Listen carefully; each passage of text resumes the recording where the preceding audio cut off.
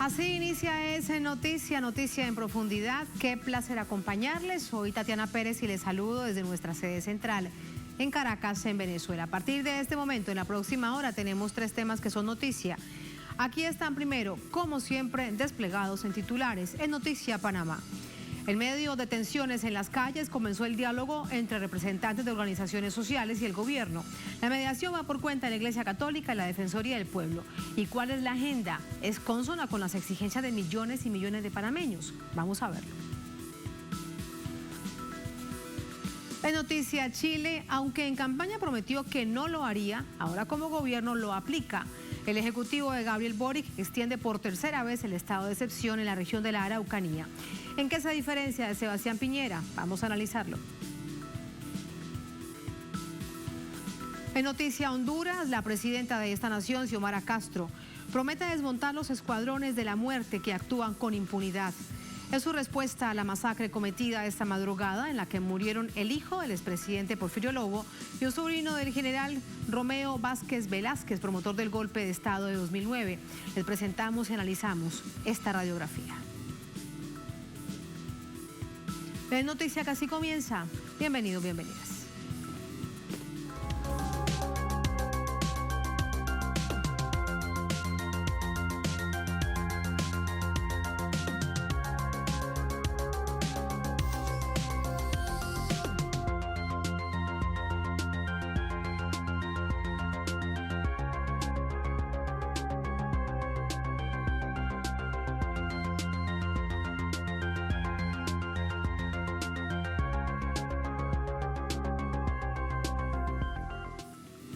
En Noticia Panamá, movimientos y organizaciones obreras y sociales arriban al 9º día de protestas por la corrupción y el alto costo de la vida, resultado del sistema neoliberal que los ahoga, según denuncian.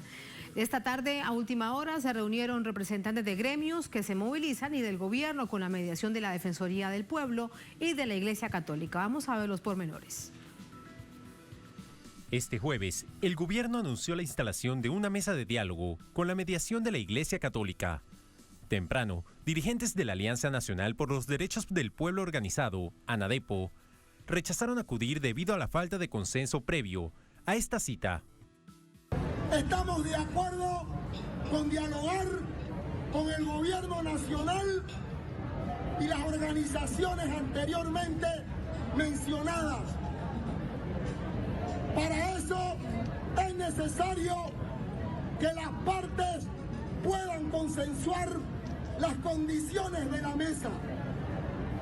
Nos referimos a consensuar el mediador, a consensuar las convocatorias que el gobierno debe hacer a las fuerzas que acabamos de mencionar. De igual manera, la metodología, los temas a discutir, el lugar, la fecha y la hora. Más tarde, el defensor del pueblo, Eduardo Leblanc, informó que por solicitud de ambas partes, ANADEPO y el Ejecutivo, se integró como mediador en el diálogo. Bueno, yo fui llamado por las partes. Nosotros acudimos a esta hora porque fue hace más o menos una hora donde recibimos el llamado de AEBE, donde pedía que fuera la Defensoría, porque nuestra función establece que podemos mediar solo cuando ambas partes están de acuerdo. En principio el gobierno decía la Iglesia Católica, después nos comentaron que aceptaban la Defensoría nuevamente y AEBE indicó que aceptaba la Defensoría. Entonces nos reactivamos nuevamente y aquí estamos.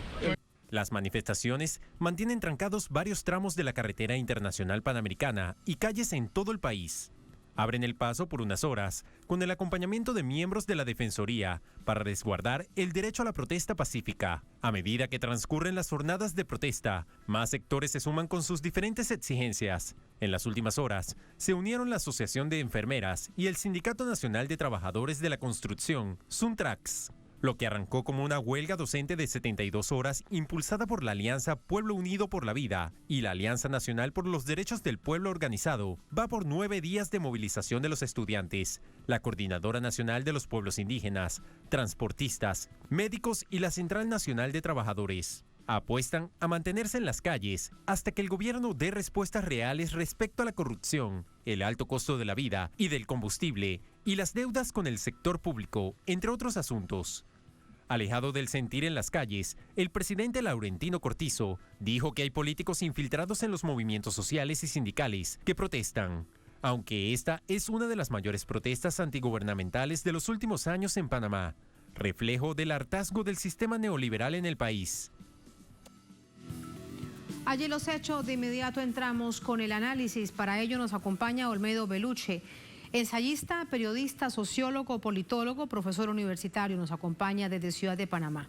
Profesor, buenas noches, bienvenido a Noticias de Telesur. Buenas noches, Tatiana. Muchas gracias por acompañarnos. Primero, permítame preguntarle un hecho, sobre todo como ciudadano, además, por supuesto, como analista.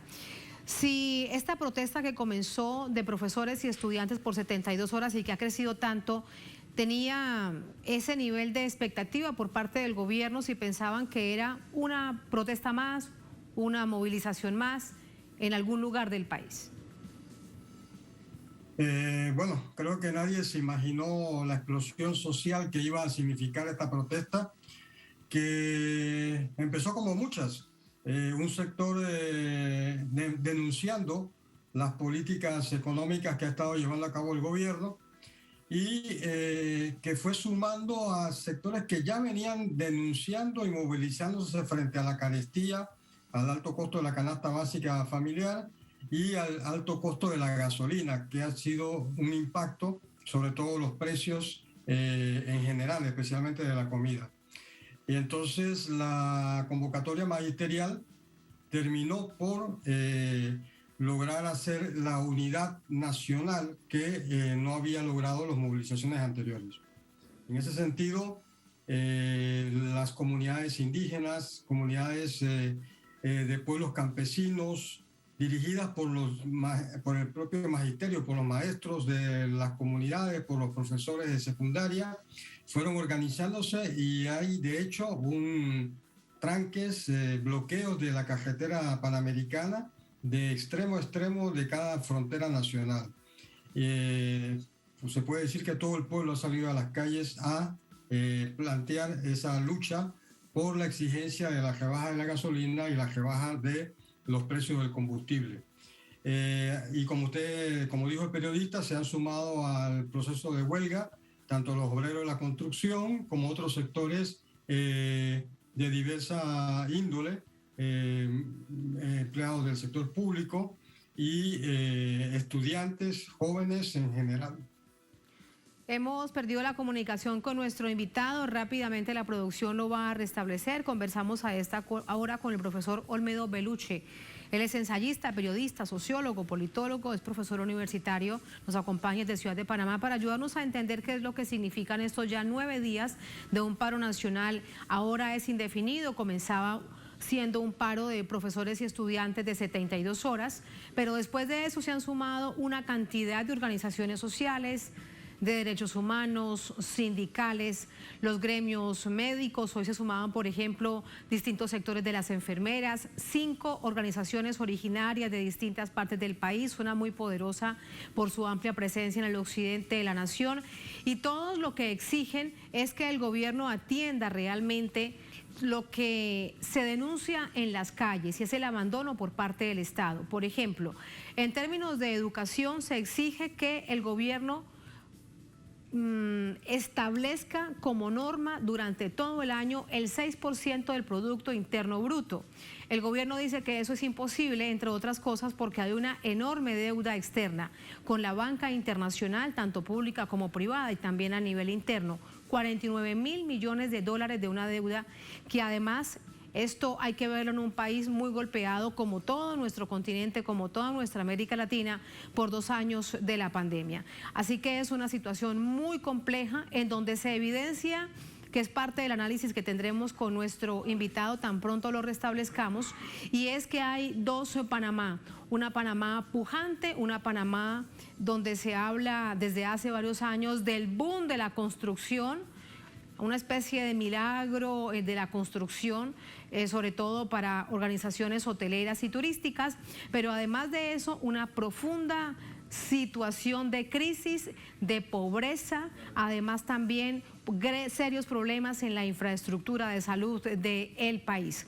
Esto es parte de lo que se denuncia y transversalmente la corrupción.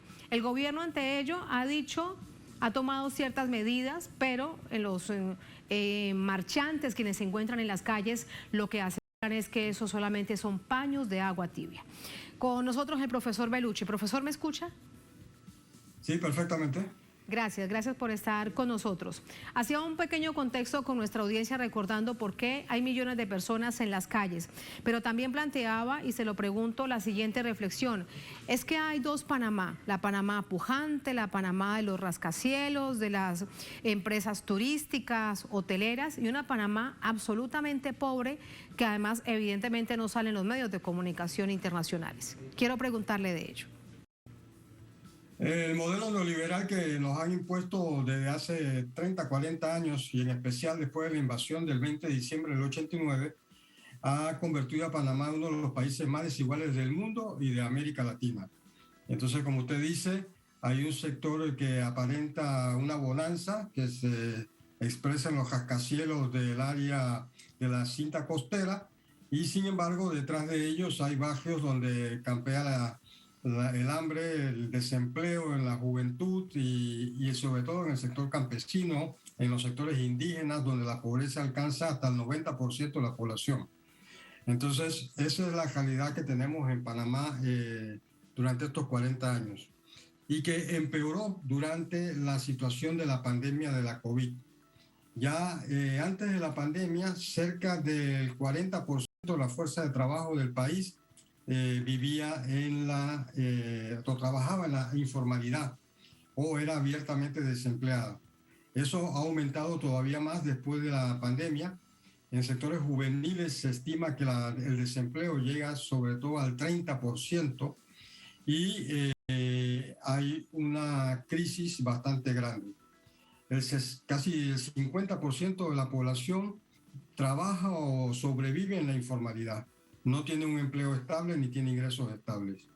Y a todo eso se suma la crisis del servicio de educación pública y se suma la crisis del sector salud, que como usted ha dicho, es bastante pésima para los sectores populares y que generalmente no tiene medicinas para proveer a los enfermos y tienen que acudir a comprar medicinas súper caras en las farmacias privadas, a precios mucho más caros que en otros países de América Latina. Hemos de nuevo lamentablemente perdido la comunicación con nuestro invitado. Insistimos una vez más porque aún es importante conocer más acerca de esta radiografía en el marco del análisis aquí de noticia de lo que sucede con Panamá.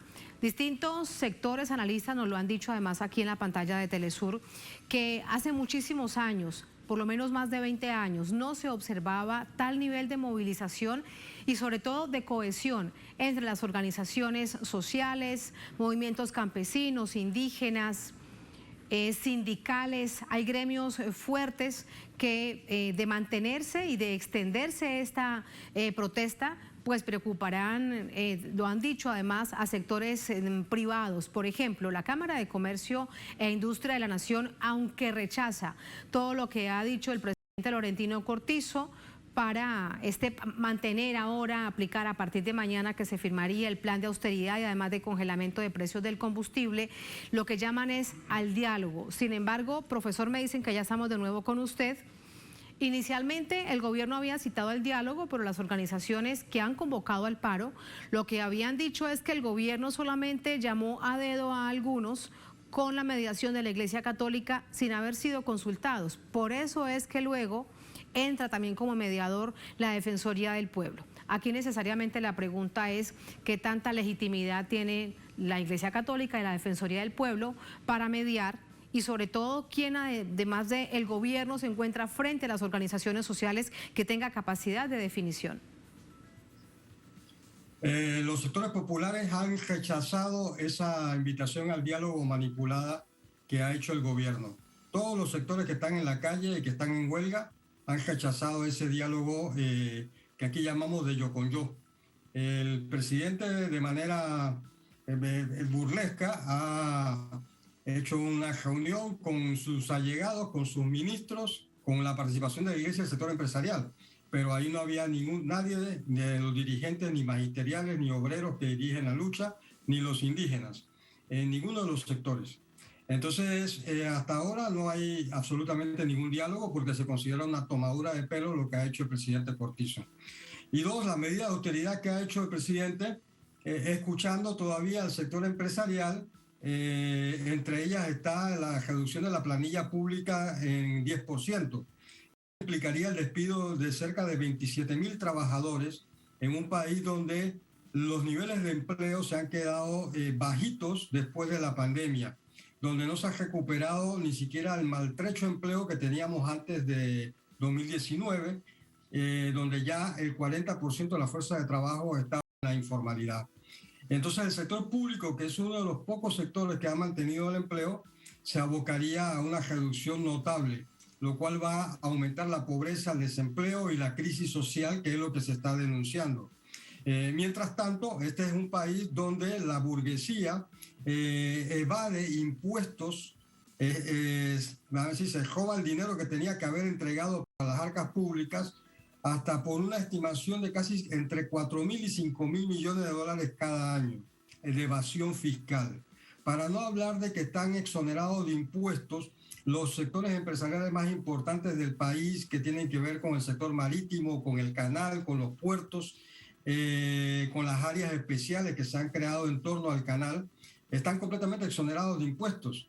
Y se pretende entonces pasar la austeridad aplicándosela a los sectores populares con estos despidos del sector público. Y lo cual entonces obviamente la gente en Panamá ya está desengañada de estos diálogos que este gobierno ha mantenido durante los últimos 3 años, cada vez que la situación se le pone difícil y que luego no llegan absolutamente a ningún lugar. Y entonces esa es la situación en la que estamos, en este impasse, y la lucha continúa, y toda la Interamericana, la carretera está bloqueada en cada comunidad, lo cual impide que la represión, que es lo que acostumbran a hacer, abra las calles a la fuerza, porque no tienen suficientes policías para poder abrir todas las comunidades que se han tirado a las calles. Profesor Bellucci, con respecto a la enorme deuda pública del país, 49.000 millones de dólares en medio de toda esta crisis económica, política y de carácter social. La manera en que, sí, ¿cómo dice? Sí, que este gobierno duplicó en 3 años la deuda pública. Sí, bueno, eso es parte de la denuncia. Claro, eso es parte de la denuncia que se hace en las calles. El asunto es que el gobierno ha presentado unas medidas de austeridad. Usted nos estaba contando una acerca de la planilla, hay otras.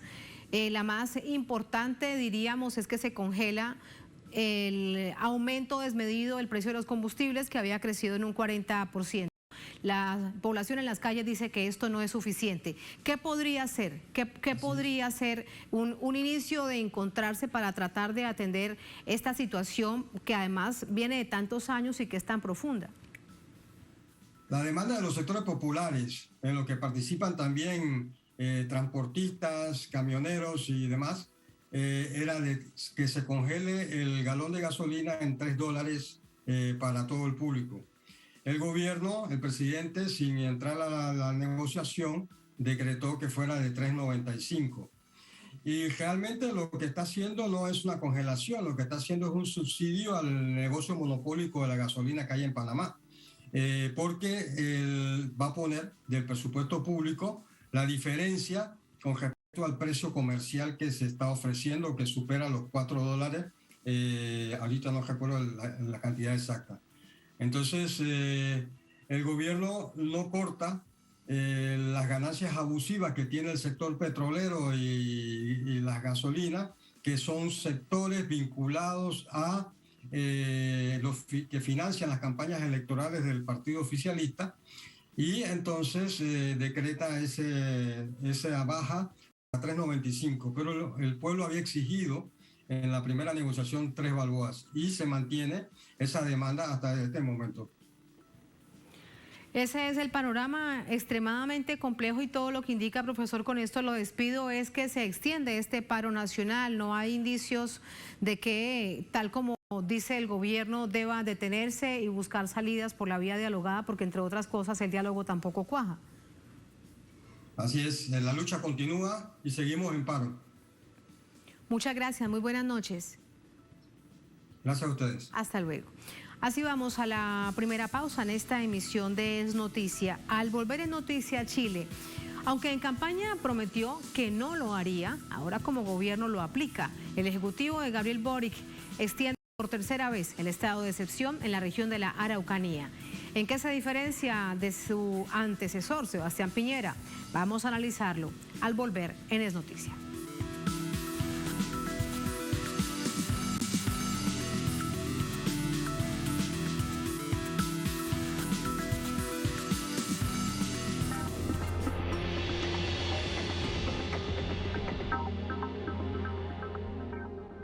En Conviasa sabemos lo importante que es mover tu negocio. Por eso ofrecemos el servicio Conviasa Cargo. Hoy llevamos tu mercancía a más de 16 destinos internacionales. Con personal calificado y la mejor tarifa del mercado, podrás enviar a 90 toneladas. Contáctenos por nuestra página web, correo o el número que aparece en pantalla. Movemos tu negocio siempre a tiempo.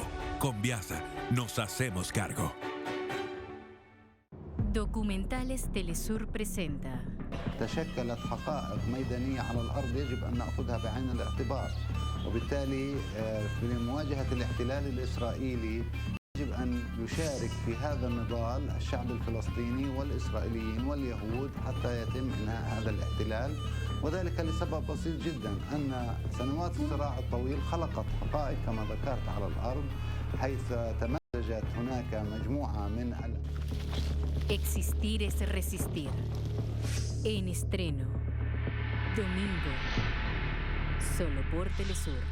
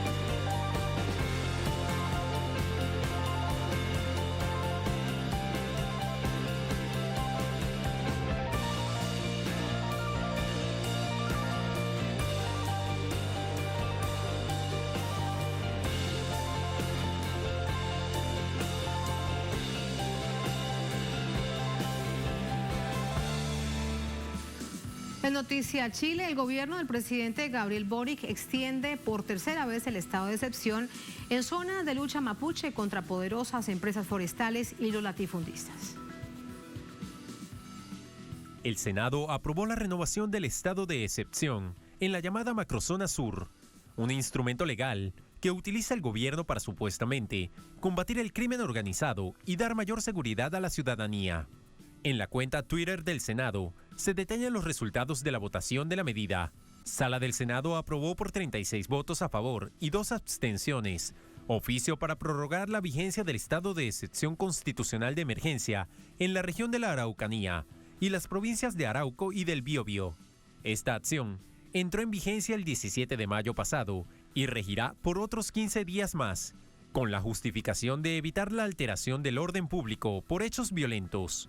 En tiempos de campaña, Gabriel Boric y quien sería su ministra del Interior, Isquia Siches, aseguraron que no renovaría el estado de excepción en el Gualmapu, tal como lo había hecho Sebastián Piñera.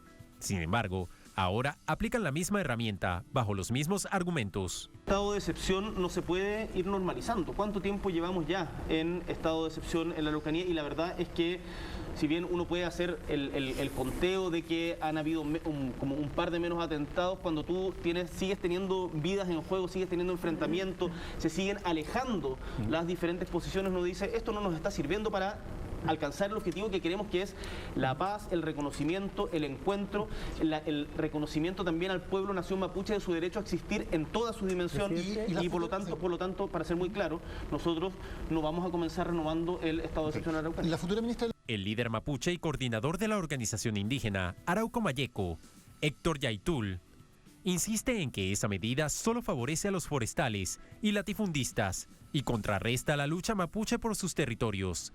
Asimismo, la diputada socialista y representante mapuche, Emilia Nullado, señaló ante el Senado que los diversos gobiernos de la concertación y de la derecha del expresidente Piñera lamentablemente dejaron en las condiciones en que hoy en día se encuentra, sin el diálogo, sin la confianza que debió haberse generado, sin la restitución de tierras en el territorio Gualmapu. Actualmente en el Congreso, algunos sectores estudian la posibilidad de ampliar el estado de excepción en las regiones de los ríos y los lagos. Sin embargo, la medida debe partir del Ejecutivo. Sumamos a esta hora información. Para ello nos acompaña nuestra corresponsal en Santiago de Chile, Paola Dragni. Hola, Pao, muy buenas noches. Que no quepa duda que dijo lo que dijo Gabriel Boric en campaña, además quien iba a ser su ministra del Interior, y ahora pues se anuncia tal cual como en gobiernos anteriores, como en el gobierno de Sebastián Piñera, de nuevo esta renovación del estado de excepción. ¿Cuál es el ambiente en el país con respecto a esto? ¿A qué sectores les interesa? ¿Qué sectores le dan la espalda, Paola? ¿Cómo estás, Tatiana? Un gusto saludarte a ti, a toda la audiencia de Telesur. Bien lo explicaban en la nota, es una contradicción, una de las tantas contradicciones que ha presentado el gobierno del presidente Gabriel Boric en estos escasos meses de gobierno, y que se suma este estado de excepción a otras medidas que fueron supuestamente anunciadas durante la campaña y que muy rápidamente ya no se han visto concretadas. Particularmente en el tema del territorio mapuche, hoy hablaba con uno de los líderes de estos territorios y justamente me mandaba un video cuando iban pasando varios camiones de militares. Ha circulado en redes sociales, de hecho, Tatiana, parte del jingle de campaña de Gabriel Boric, donde se ve a una reconocida actriz acá en Chile que decía muy enfáticamente que con Gabriel Boric los militares iban a volver al cuartel. Es decir, no solo fue una promesa de campaña, sino también parte del jingle publicitario de la campaña del presidente Gabriel Boric. Hay muchísimo malestar porque no se ha cumplido esta idea de un gobierno más cercano al pueblo, sino más bien la sensación de que cada vez más es una continuidad del gobierno del presidente Sebastián Piñera. Ahora, hay matices que se supone que vamos a ver luego del plebiscito del 4 de septiembre. Esas son las promesas que se siguen haciendo y que se siguen renovando.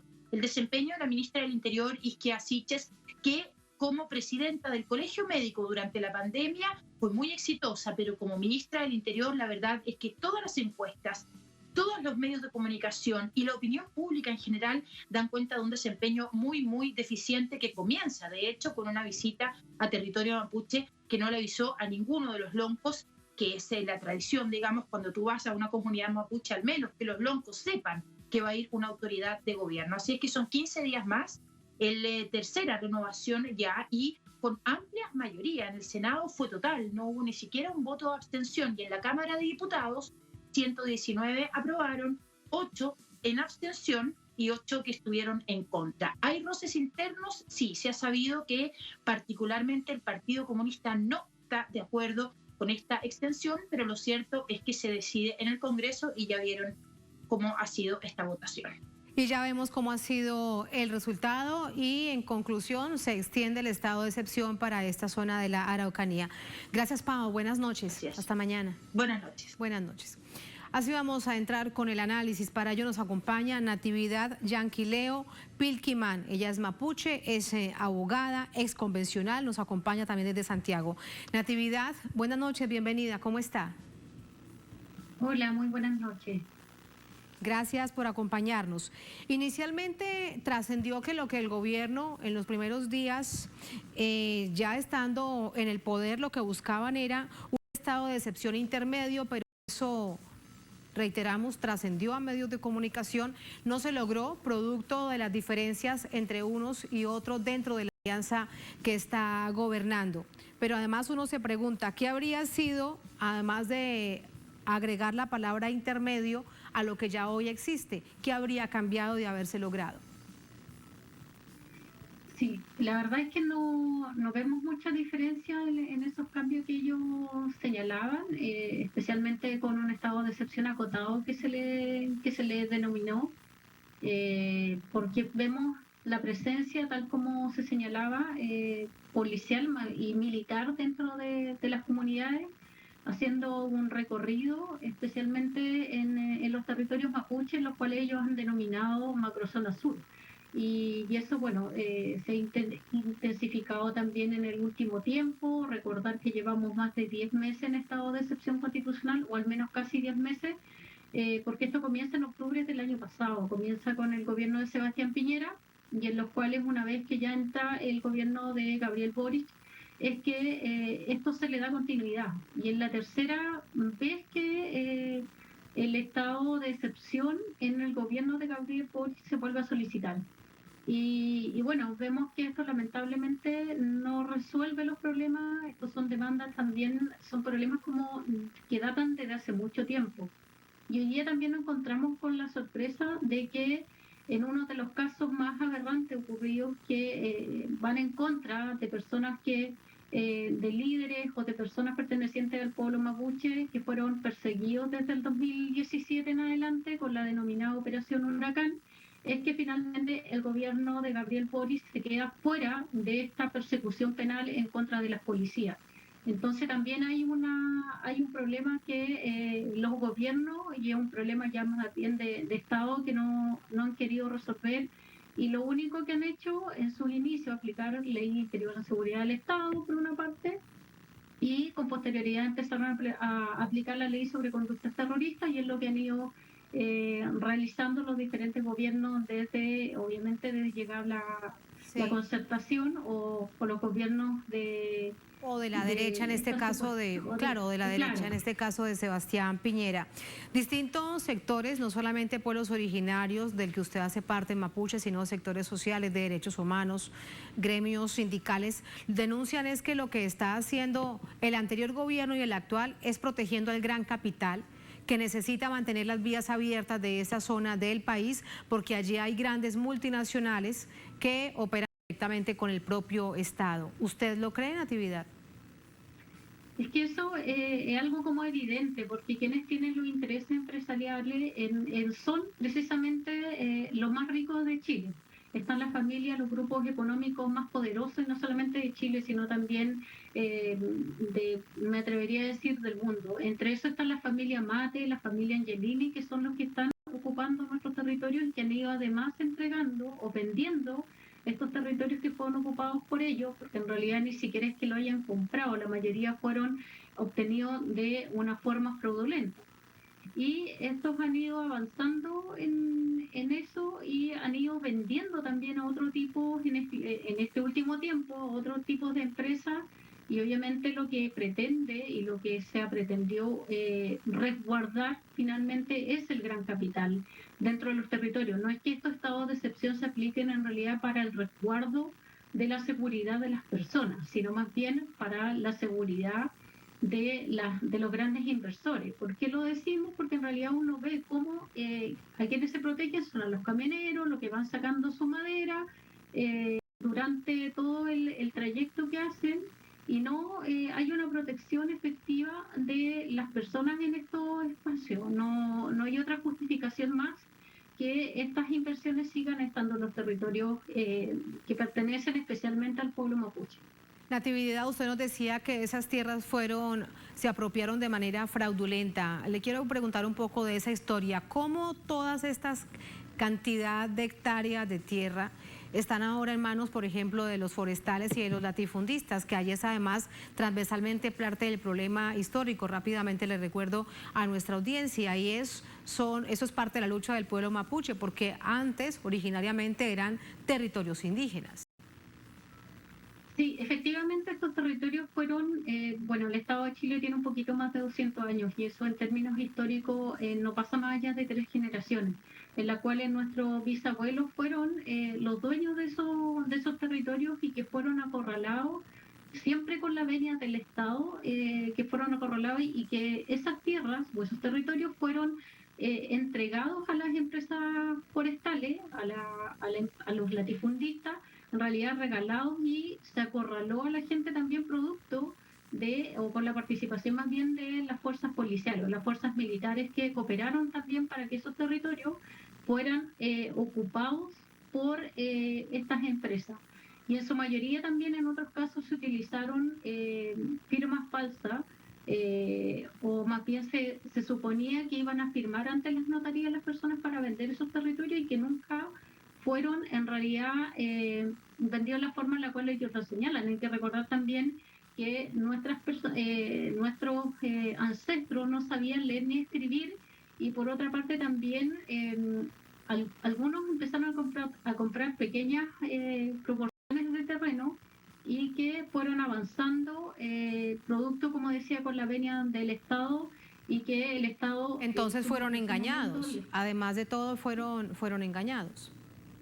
Exactamente, porque el Estado le facilitó todas las herramientas para hacerse partícipes. De hecho, le prestó también la fuerza policial y militar para hacerse dueños de los territorios que pertenecen a los pueblos indígenas. Y ahí es el tema, finalmente, el asunto más controversial, que ellos señalan que ellos tienen títulos legales, pero que esa legalidad ellos la utilizaron de la forma que quisieron, y lamentablemente fueron dejándonos sin tierra a nuestros abuelos, a nuestros bisabuelos, y que hoy día siguen en manos de las forestales.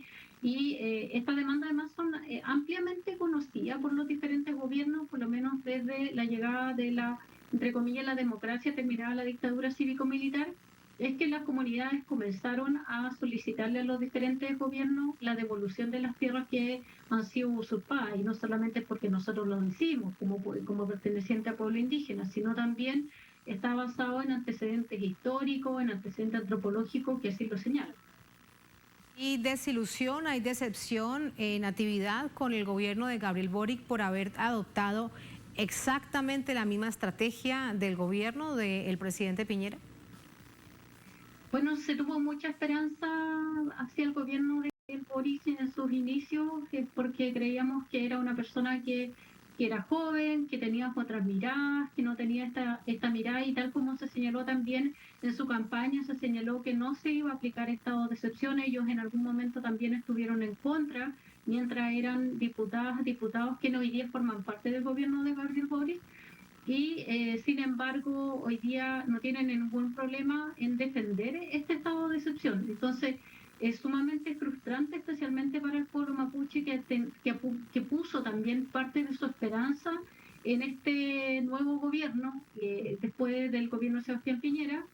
Sin embargo, también creemos que es un problema de Estado, que no se ha querido solucionar porque por los intereses obviamente económicos que hay en los territorios pertenecientes al pueblo mapuche, que no se le quiere dar una solución que evidentemente es una solución de tipo político y no judicial, y se ha utilizado en todo momento la persecución, la criminalización, la encarcelación, incluso la muerte de algunos hermanos, para poder que estas empresas sigan operando en los territorios, que obviamente tiene sus consecuencias: degradación del suelo, la seguridad y una serie de situaciones que son complejas también, porque hay un Estado que es violento también. Pensando en la niñez mapuche, nosotros crecimos en un territorio altamente con alta presencia policial y con alta presencia militar.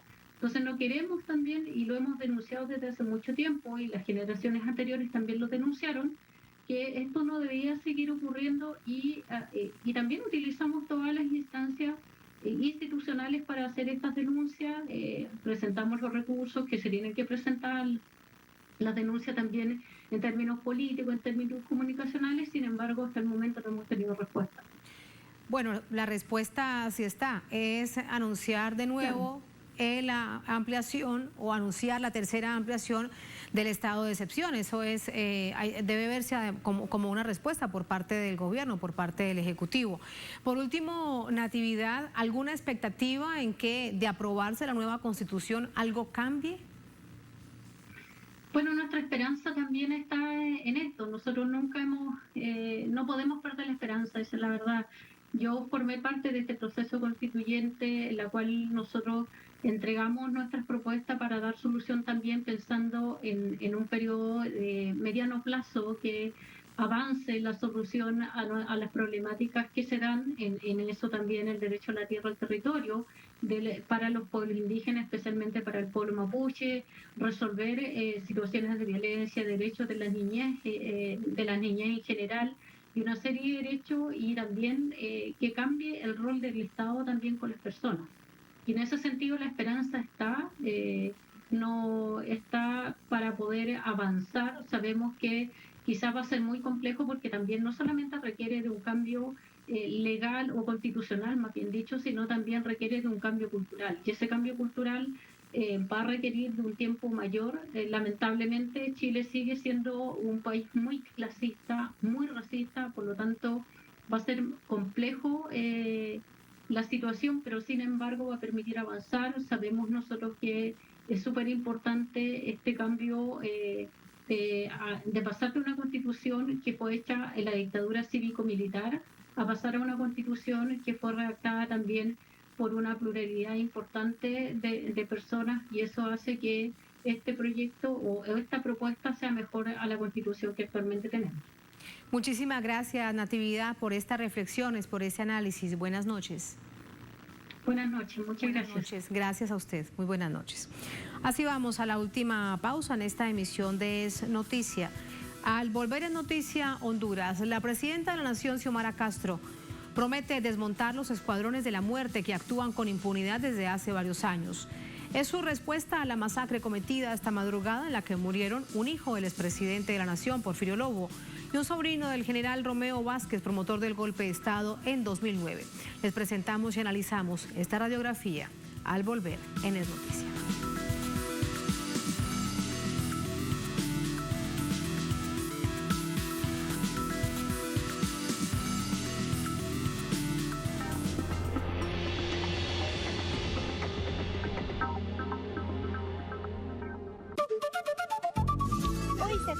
Un importante convenio para la producción de NPK. ¿Qué es NPK? Es el fertilizante más importante del planeta, porque ayuda a elevar la producción agrícola y porque además nos permite fortalecer nuestro sector productivo. En 2023 nuestra planta ya entrará en operación. Que teniendo una planta de fertilizantes con seguridad, vamos a abaratar los costos de operación en el campo agrícola y en la siembra. NPK abrirá una nueva era para impulsar y garantizar la soberanía y seguridad alimentaria del país. Ya está aquí el presidente. Esta estrategia nacional de mejorar la productividad de la tierra y convertirnos en un gobierno, en un país que sea autosuficiente en la producción y consumo de sus propios alimentos, es decir, la seguridad con soberanía alimentaria. Muchas felicidades en buena hora para nuestros hermanos cochabambinos.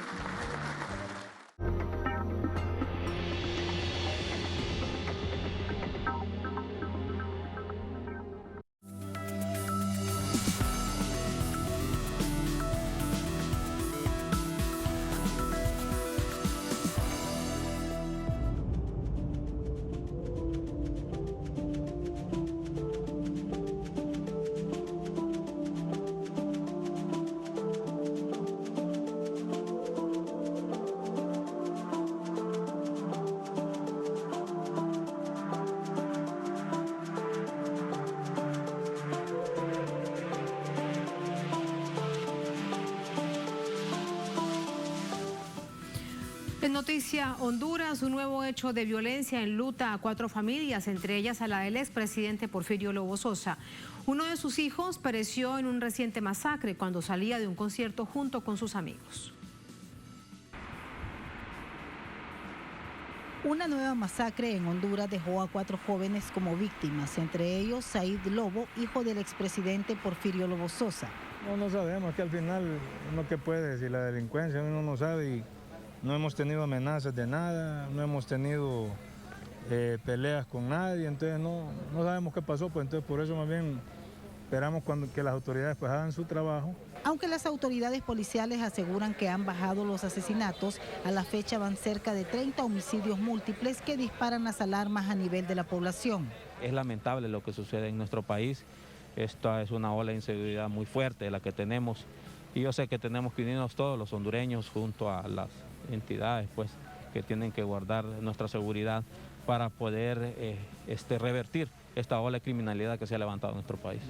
En el caso del hijo del exmandatario Lobo Sosa, su vehículo fue interceptado antes de salir de un centro social por sujetos que portaban indumentaria policial. Hay información importante que ya está fluyendo y llegando a manos del equipo de investigación. La práctica de autopsias médico-legales, creo yo, y por lo que estoy viendo, va a ser fundamental para establecer qué fue lo que realmente pasó en la dinámica de la escena del delito. Las autoridades policiales confirmaron que se trató de un hecho planificado y que en los próximos días habrán indicios más claros de lo sucedido. Hay particularidades de este incidente que habla precisamente que es una acción planificada, obviamente. No sabemos o están en proceso de investigación los móviles del mismo. Hay, como les digo, diferentes pesquisas que se están haciendo. Las autoridades hondureñas anunciaron recientemente la reestructuración de la policía para empezar un proceso de depuración y evitar la vinculación de sus elementos a acciones delictivas. Hilda Silvestrucci, Telesur Honduras. Así ponemos en contexto este hecho tan lamentable que se registra en Honduras con Javier Sandoval, abogado, criminólogo, catedrático universitario de Derecho Internacional y Constitucional, nos acompaña de Tegucigalpa. Profesor Sandoval, bienvenido, buenas noches. Muy buenas noches. Muchas gracias por acompañarnos. Lo vivido la noche anterior en esta masacre en la que fallece uno de los hijos del expresidente Porfirio Lobo es algo que se produce de manera frecuente en el país con esas mismas características. Se lo pregunto además por la postura, además de la solidaridad y la condena del hecho que toma la presidenta Xiomara Castro de Zelaya. Ella dice, tenemos que luchar contra estos escuadrones de la muerte porque actúan desde hace varios años en impunidad. Muy bien, muchas gracias por darme la oportunidad de participar siempre de estos temas tan delicados que se dan en nuestro país. Este no es un hecho aislado, ni mucho menos es un hecho de delincuencia común. Este es un hecho ejecutado por profesionales, lógicamente profesionales del lado malo, ¿verdad? Incorrecto, del lado delictivo. Es una organización criminal que a simple vista se puede apreciar que todos los movimientos que se llevaron a cabo tienen connotaciones de ejecución planificada, no hay una casualidad, no es un ataque así como que es a las masas para ver que hay un ataque sin sentido, porque de hecho las personas que estaban cerca fueron espantadas como moscas por los dirigentes de esta acción. Entonces aquí podemos apreciar que hay una serie de elementos que llevan a determinar que no es un hecho de delincuencia común, sino una acción dirigida estrictamente a las personas que están en este momento ocupando el poder y quienes han decidido pues atacar estos grupos y erradicarlos del país de una vez por todas. No podemos olvidar que el expresidente Porfirio Lobo Sosa y la familia presidencial actual pues son de la misma zona, son amigos entre sí y de hecho pues en la escena no aparece como víctima uno de los miembros de la familia Zelaya Castro.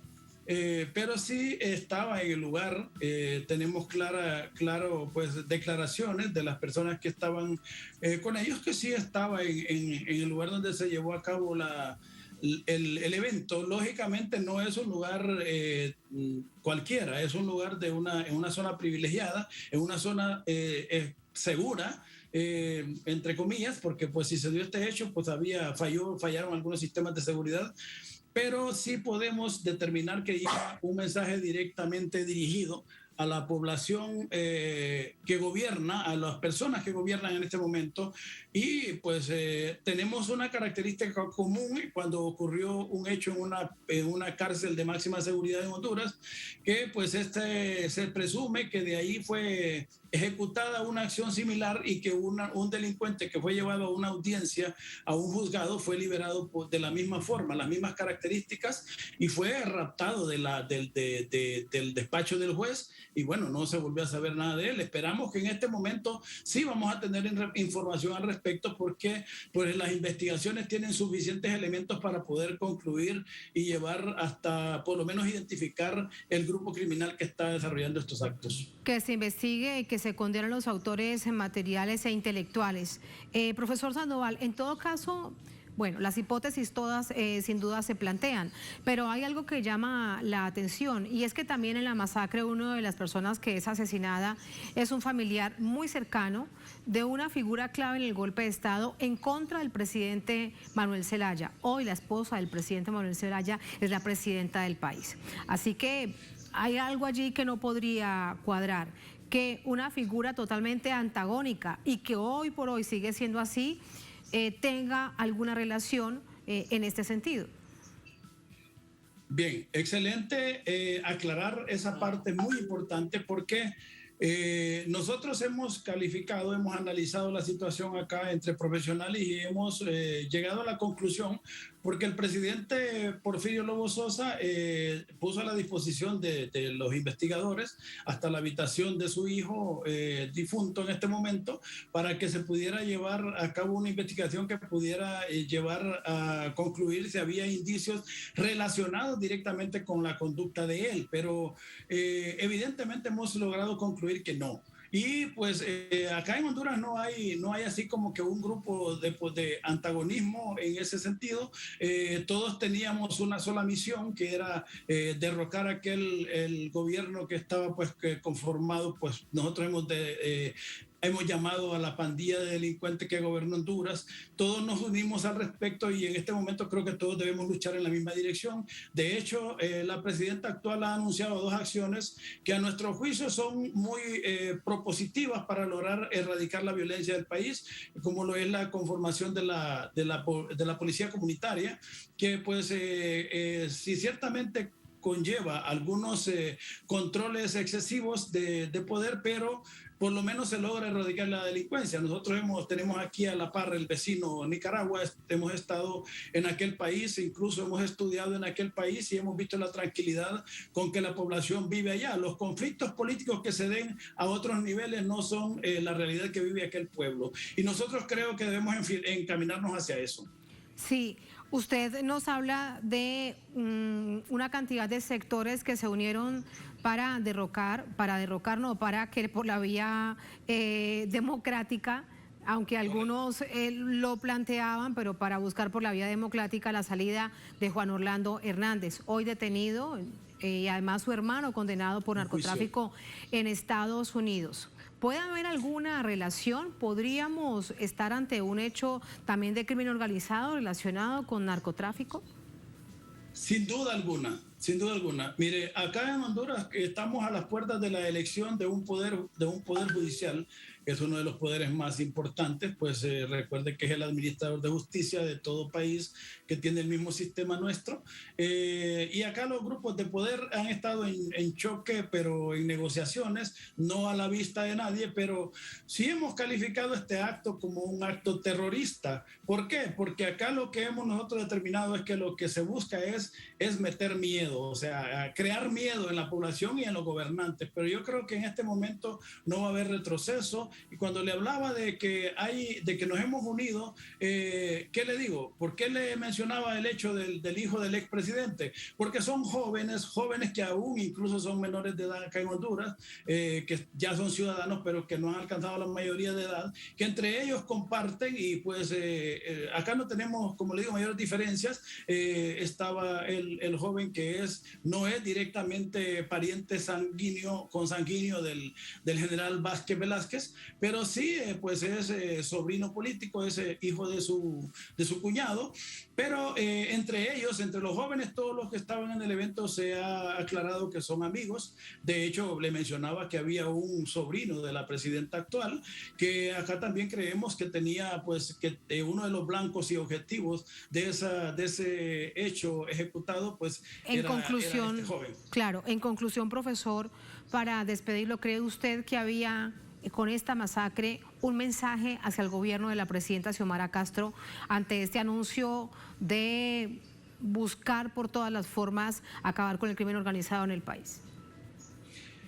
Sin duda alguna, sin duda alguna. Yo le digo, me atrevería ahora a adelantarle que sí tiene mucho que ver con las acciones actuales y con lo que en Honduras se ha comenzado a desarrollar.